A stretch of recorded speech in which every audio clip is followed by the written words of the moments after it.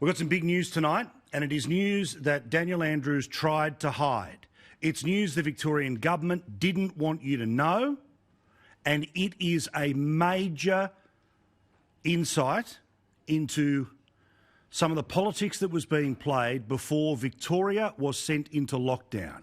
Now, jump with me back into the time machine and let's go back a few weeks. Now, you may remember that one of the reasons why there wasn't just a tightening of things in Victoria, but there was the you can't leave your house rule for the best part of 6 weeks, unless it was to go to the shops or unless it was to go for exercise, was because apparently hundreds of people were told to isolate at home because they had coronavirus, but they weren't doing it. Let's go back to July 22, when this started to be something that Premier Daniel Andrews said was a problem that would really need to be dealt with. Have a look. Unless we have people who get tested staying at home and isolating until they get their results, then we will not see these numbers come down. They will continue to go up and up. On July 30, again, this number was what was jumping out to him, that apparently 1 in 4 Victorians who were supposed to be staying at home, self-isolating, weren't at home and thus were potentially pushing the virus around Melbourne. Disappointingly, I have to inform you that there were more than 130 unsuccessful visits, so around 1 in 4 people cannot be found at home. There'll be a multitude of reasons for that, but what I can confirm for you is that more than 100 cases have been referred to Victoria Police. It is simply unacceptable for you to have this virus and not be at home. If you're out doing other things, there may be a handful who are out getting some fresh air. That does not explain these numbers. These numbers go well and truly beyond anything like that, and all that will do is spread the virus. 3 days later, 2nd of August, because this situation had been going on, as he mentioned, on the 22nd of July and the 30th of July, it was time to put in place the lockdown. This was a statement that was released by Daniel Andrews, and this is part of it in written form. We must do more. We must go harder. It's the only way that we'll get to the other side of this. I know Victorians are with me when I say too many people are not taking this seriously, and too many people are not taking this seriously means too many other people are having to plan funerals for those they love. It's why from 6 p.m. tonight, Victoria will enter a state of disaster. The lockdown has followed. People have not been able to go to work. Only 25% of building sites are filled with their workers. And this process extends for 6 weeks. Fast forward to today. Put simply, what Daniel Andrews had suggested on the 22nd of July, on the 30th of July, and was one of the impetus for the state of disaster on August the 2nd, was not true. It's not me making that claim. It was revealed today by a high-ranking member of Victoria Police.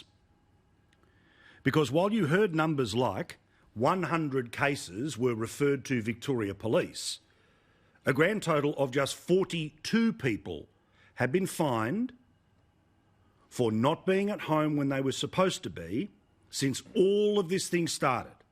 So we're not just talking about July or June, April or May or March. The whole time, just 42 people have been fined for not being at home. Yet because of the lack of people being at home, that was a reason ramped up over days and days and days and days for people to be locked in their homes for 6 weeks in Victoria. I repeat, this is not me saying it. This was Victoria Police who made it very clear today. 2 bits of tape make it absolutely crystal clear. Roll number 1.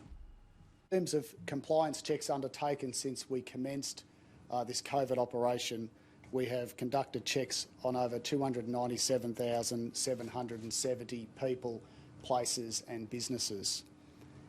For breaching isolation, we have issued 42 fines. So remember, the Premier was back there saying on the 30th of July that 100 cases needed to be investigated by police. Of all of the things that have happened in Victoria, the total number of people who have been fined for not being at home when they were supposed to because of the virus, because they are suspected of having it or had it, are just 42. August the 2nd is when the Premier makes it clear that this constant problem of up to a quarter of people who were supposed to be home not being at home is the justification, not for heavy restrictions. The cases alone were clear. The deaths were happening, the cases were rampant, all in part because of, as we know, the failures of the Victorian government and hotel quarantine. But when the justification for nobody can leave their house because we can't trust the people who are leaving their house, this answer from the high-ranking member of Victoria Police today, something that the Premier and his media team hoped we would miss. Turn up your television, listen to the question, listen to the answer. For the most part, the community's been outstanding. The community compliance is outstanding. So 42 people have been fined for not isolating? Yes. Out of more than 29,000 spot checks? Yep.